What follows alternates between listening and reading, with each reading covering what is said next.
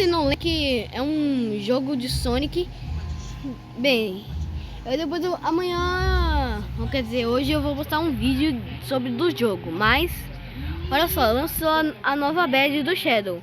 E aí ninguém conseguiu, mas eu vou te ensinar onde é que tá a badge do Shadow, que eu acabei conseguindo. Então, eu vou te mostrar onde é que tá.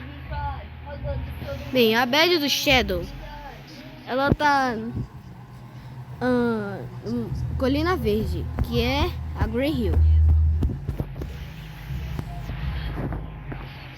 Bem, a gente spawna aqui. A gente vai ter que seguir pra cá. Ouviram?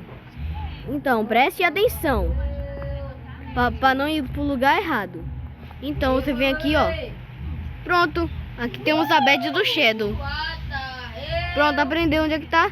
Então, tchau e me segue, tá? Tchau.